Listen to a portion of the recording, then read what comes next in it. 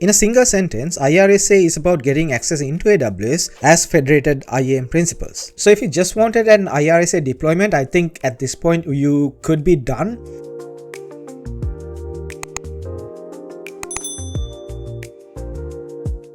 But in a real world situation, you might have to do some more to actually get a secure IRSA deployment done with this setup. Right, so if I go back to the architecture diagram, there are various places where I can talk about security and potential fixes, multiple lines of security that you can introduce into this architecture. But at this point, that could explode the scope of this video beyond control. To be honest, even at this point, I think this is too much scope for one single aspect of Kubernetes authentication into AWS, but I wanted to do a deep dive, so here we are. But one critical information that I want to give out in this case is how to lock down this trust relationship so that you won't be trusting every principal that would be coming through this federated OIDC provider. So what I mean by this is, if you go back to the role and the role trust relationship, so the role that I'm talking about here is this role that we'll be assuming from inside the pod. So if I go to the trust relationship, you might remember that the statement that I added here, trust any principal to assume this role with a JSON Web Token. In a real world situation, this is not that secure. And also remember, one of the key conditions for the problem we had was that we should be able to do least privilege principle with any suitable approach. So this is not really least privilege principle. We are providing an umbrella trust relationship for anyone that comes through this federated identity provider. So in this case, one thing you could do is to lock down this trust relationship to service accounts from one specific namespace, or you could even go down to the namespace name itself. So you could say, for example, you could say this role could be assumed by a single service account with this name only. How we do that is by using those claims in the service account token. So if I go back to that, you can see that there are other claims in this token that could be used, that could be queried by AWS for validation. One of the key claims that I can use here is called the subclaim or subject, and subject here is basically the collection of service account name and the namespace. So for an example, if I wanted only this service account to assume the role, then I'd have to change the role trust policy. If I go into the role and edit the trust policy, I can edit this statement so that it has a condition that says only allow this operation if the subclaim in the token matches this specific value.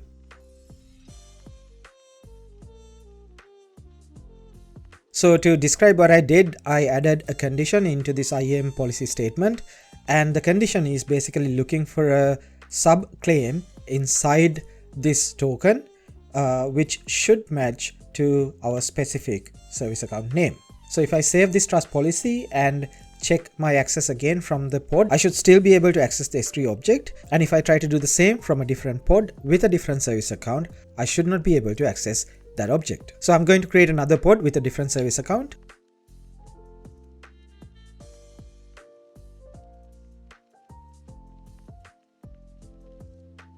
I'm also going to annotate the service account with the same information. So it will not be a matter of missing information from Kubernetes side. It will only be a matter of not trusting this service account to assume the role.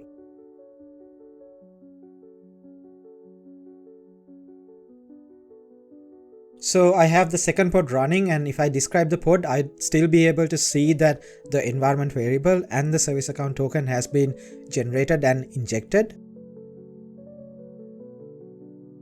And this is nothing out of ordinary, because as far as the pod identity webhook is concerned, it doesn't need to validate any of these details. It just takes the details out of the service account, generates the service account token, and then modifies the pod specification to match this state. So I'm inside the second pod. I should not be able to access the S3 object from here.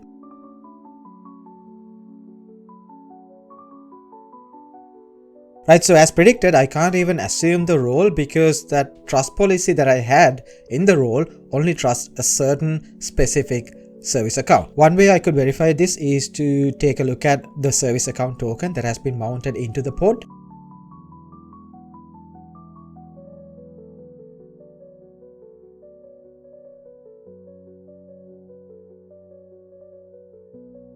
And by looking at the subject claim in this token, I can see that the subject does not match the condition that I put in the IAM role, which is if we go back to the trust relationship, we can see that it looks for S3 read hello. So if I go back to the previous pod and try to do the same thing, I should be able to access the file still because I'm only trusting that service account to assume the role.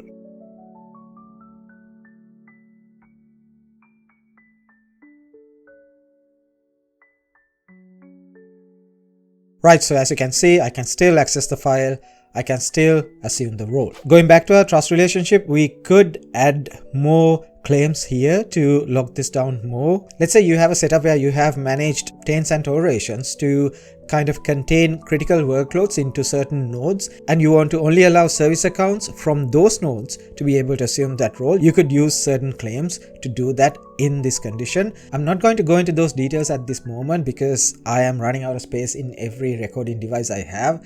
So I'm going to just finish the video at this point, but going back to our architecture diagram, what we basically did was to register the Kubernetes cluster in AWS as a trusted federated identity provider, and then have Kubernetes cluster modify the pod specification so that the AWS SDKs inside the pod would use assume role with web identity credentials provider and then be able to assume into different types of roles. So let's recap what we did. We basically deployed IRSA for a scenario where you'd not be able to use EKS pod identities. Like I mentioned in the last video, you would not be using IRSA if you could use EKS pod identities because, as you saw, IRSA is not easy to deploy and it's not easy to keep in mind. It's not easy to keep the little details in mind and deploy everything in a secure manner. So the learning out of this exercise is that if you think you need to deploy IRSA in EKS, you don't really need to do that. Go for EKS pod identities wherever possible. That means everywhere in EKS in certain clusters. But if you need, IRSA could be the most scalable approach after EKS pod identities for managing least privilege access into AWS from external Kubernetes clusters. I couldn't follow the same structure as the last video because in that video I did a demo first and then explained what I did, but I can't really do that in a scenario like IRSA because, as you saw, I needed to explain every little step that I did because without those explanations, someone who's following this video would not be able to understand why those things are done. So I really hope that was the detailed breakdown of IRSA that you were hoping to get when you clicked on this video. This is the second video of this series where I'm doing a detailed breakdown of ways that you could authenticate into AWS from Kubernetes. So if this content was helpful, please like the video and subscribe if you haven't. That interaction really helps the channel. But that said, that's it for me. Thank you so much for watching. I'll see you in the next video.